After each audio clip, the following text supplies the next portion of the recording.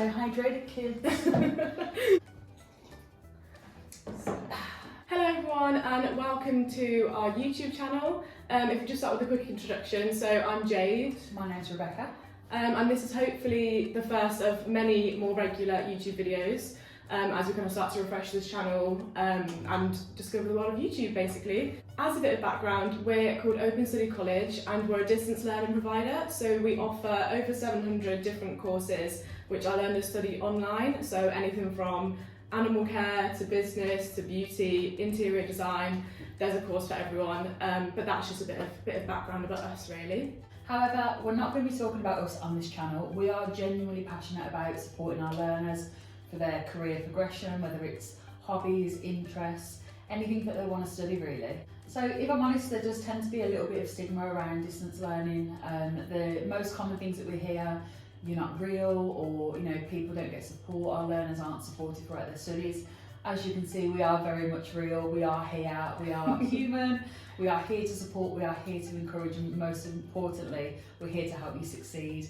Whether you've got personal goals, career goals, any ambitions that you've got, it doesn't matter how crazy they are, chess, chicken keeping, you want to be a teacher, we are here to help, and that's what we want to show on this channel. Definitely. So in terms of moving forward with this channel, the kind of content we're going to be posting is career guidance, study tips, CV hacks, interview help, motivation for students. So if that sounds interesting to you, please subscribe as we'll be posting a lot more frequently. Just to clarify as well guys, you don't need to be between the ages of 16 and 18 to be a student.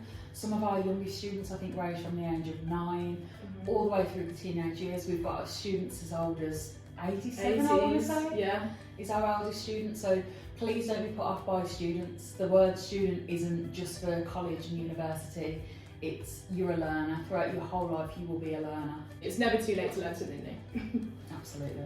So as of today, it's the start of National Careers Week, which is obviously a huge week for us in our social calendar. So today in this video we're going to be talking to the lovely Becky about her and her career in customer service. And here I am. Customer service is a huge part of any business, I think anyone can agree. Massive. A business in general is all about meeting those customer needs and wants, and it is an integral job and career. So we're just going to have a chat really about your career, kind of how you got there, what you love about the job, and just learn a bit more about customer service roles. Hi! Oh no, I'm good thanks, I'm too hot. Yeah, go on then. I'm joking. Do you want to open the window? Yeah, carry on. So first of all, if you just want to explain a little bit about your job role, what you do day to day, and just what your responsibilities are really. Okay, yeah, so thank you Jade. So my name's Rebecca, I am the Office and Learner Services Manager at Open Study College. So my role is quite hybrid to be fair. So I will manage the office, so if anyone's got any issues or even just silly things around the office, if something needs sorting, social events which are always amazing may I add, anything that needs sorting in terms of kind of morale really within the office, things like that is down to me to sort. So the other aspect of my job role is to manage the learner services team, which is also probably better known as customer service. So day to day my role, I speak to our learners day in day out on the phone, via email, so if there's any queries, any questions, anything that needs resolving, then that will be down to myself and my team to answer those queries. We also liaise with our distribution centre, so for the study packs that we need to send out so you can get your course materials, that will be kind of our method of communication with that team as well. So you're a very customer facing role, yeah. You're at the forefront of the business, the face of the business really, speaking to the learners. So in terms of your pathway to get to where you are now and the role that you are now, so explain a bit about how you got to this, like how did you get into this job role now? From a really young age actually, I knew that I wanted to be in an office-based environment. So interesting. Yeah, I know it sounds... I don't think that's very common to know you want to have an office-based job. Yeah. But that's amazing that you knew that. Not at all.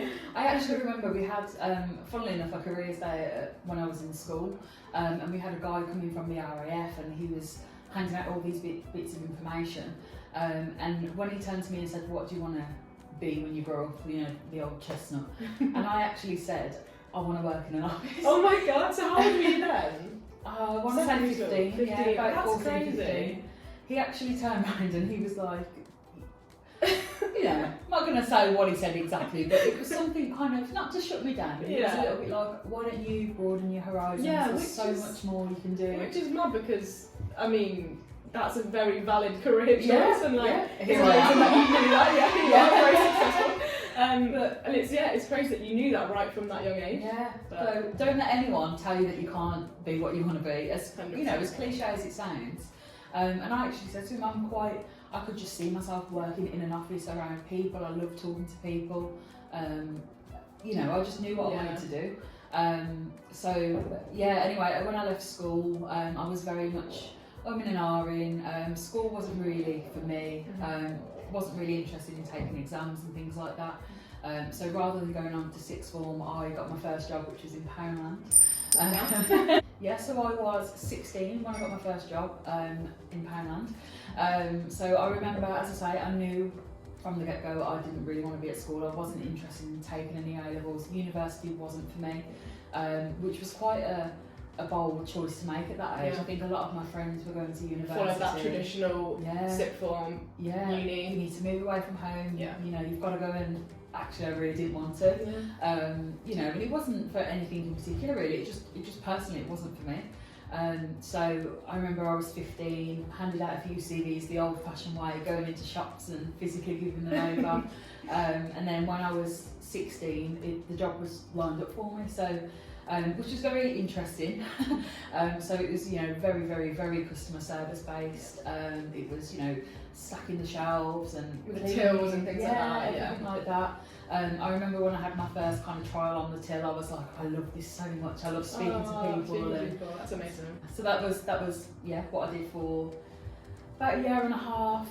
Moved into different kind of places, different like restaurants and things like that, coffee shops I've worked in. So it was all very face-to-face customer service, and I absolutely loved it. And then I ended up actually going back to Poundland as well, because I just loved the job. I love speaking to people, hence being in the customer service role now.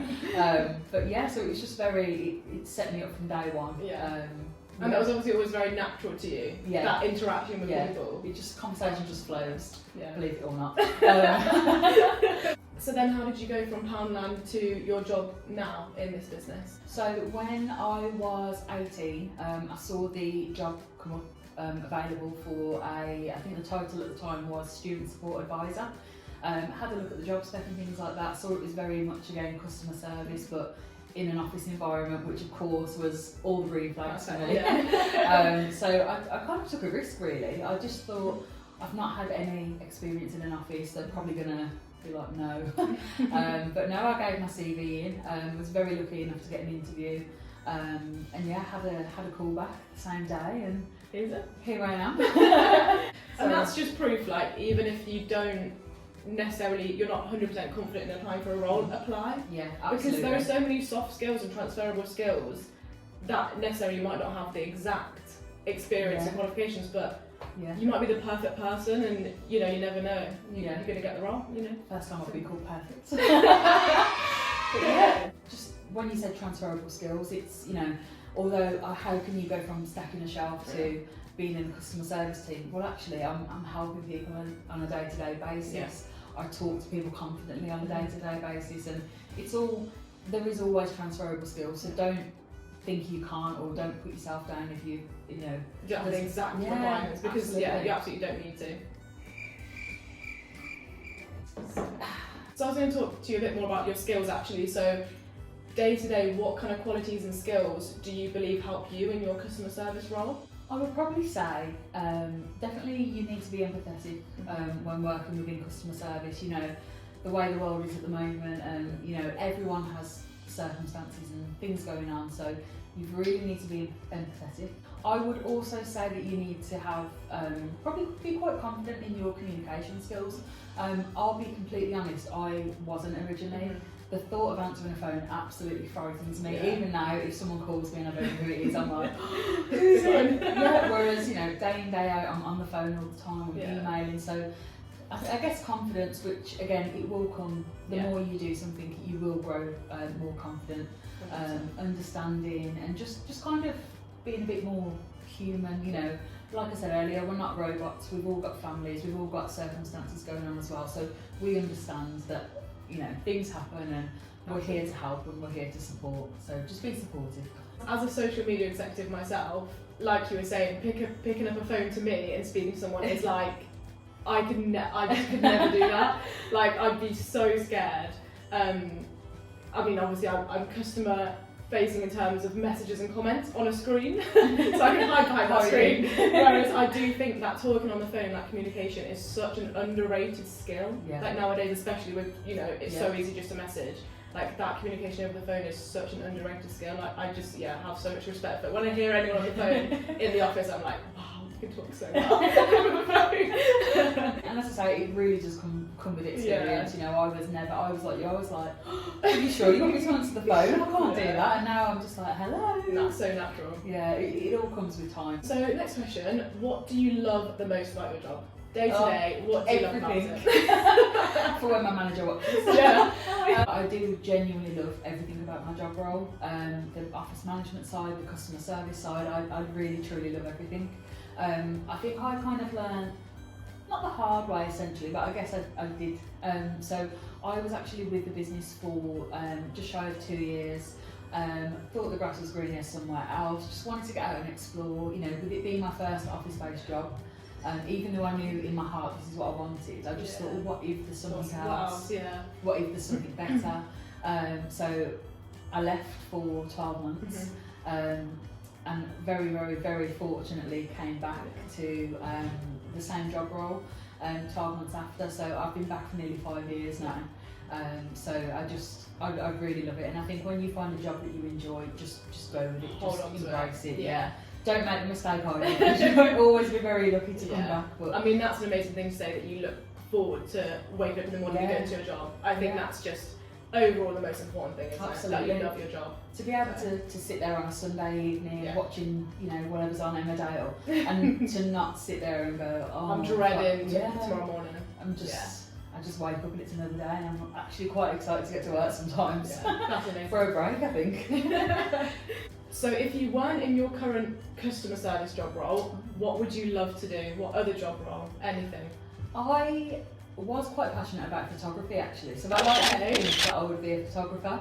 That would be so cool. Yeah, I like to think I'd be some sort of photographer in that kind of industry. Creative. Yeah. Going back to the careers day at school, I actually was given a booklet for the RAF, and because I said I was passionate about photography, he was kind of pushing me to do that in the RAF, and I was like, no, I'm sticking to my guns. So, but if I wasn't here, I would probably say photographer. Well, so we hope you've enjoyed this video and getting to know the lovely Becky and all about customer service. If you do want to see more content like this, please subscribe, drop us a like, and we hope you've enjoyed watching. Yes, thank you so much if you made it this far. We look forward to seeing you all soon. See you later. Bye.